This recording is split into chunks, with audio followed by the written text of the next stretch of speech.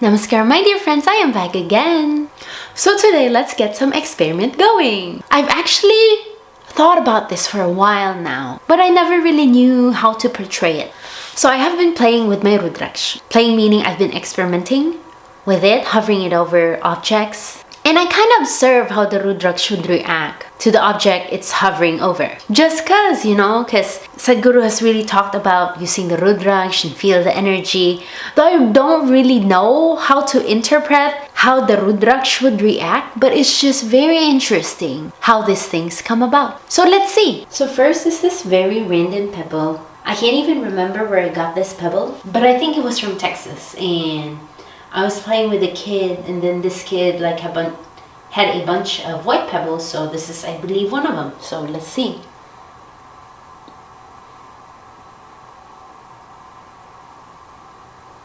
Okay, sort of counterclockwise. Next. So I got this pebble in Utah when we had a road trip, and it was like a nice place, and so I got this pebble there. Let's see.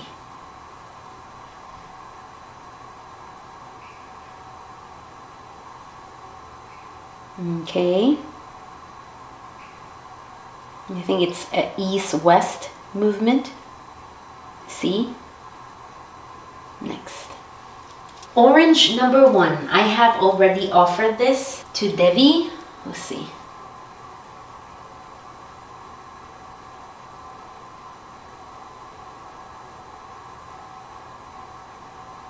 Okay, counterclockwise.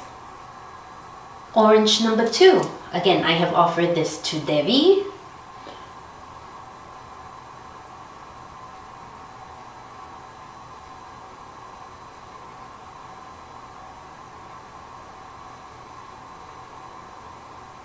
East-west movement.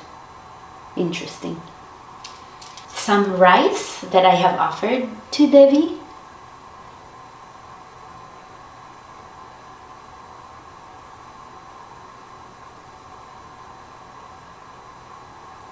Okay. Seems like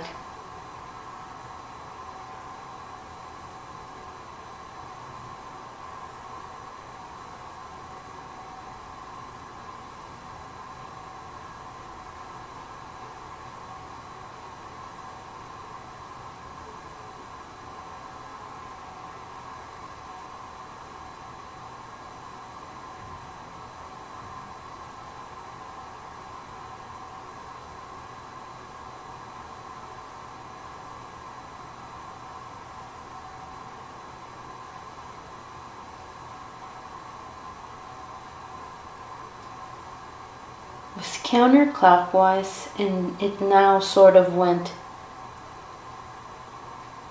east-west movement. Very interesting. Next, a plant that has been sitting in water for a while.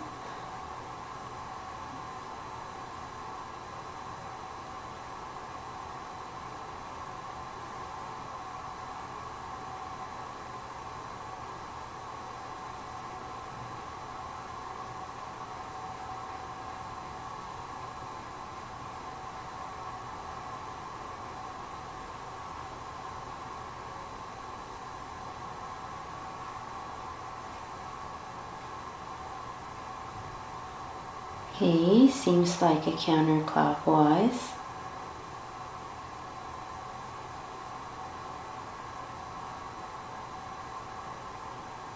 It's not touching the leaf.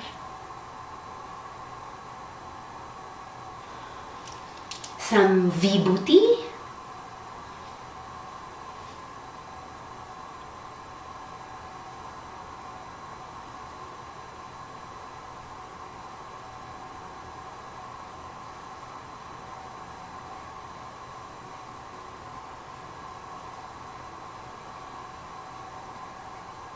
Okay, seems like an east-west movement too. And we have Devi's Kumkum.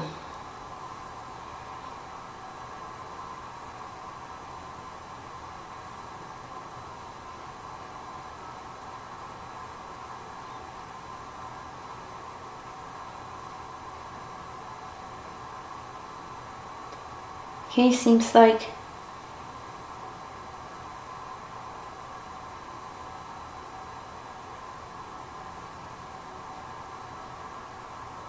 east-west movement.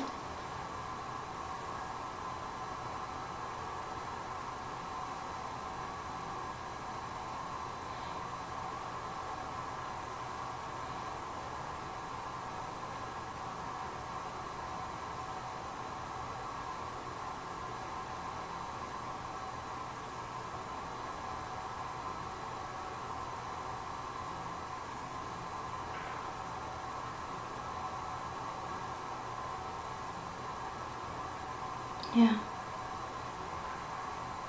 I think it is what it is. So that was that.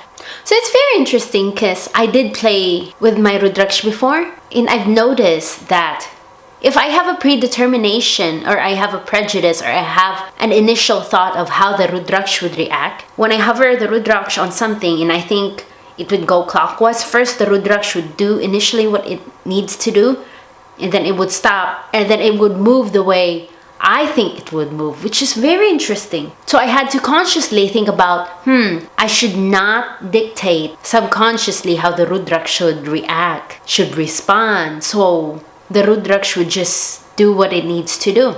So I had to consciously do that. And to my surprise, it's very interesting because, like, for instance, the orange. I had 2 oranges, which I have offered both to Devi. But for one, the Rudraksh went counterclockwise. And then the other one, the Rudraksh went east-west movement. Very interesting.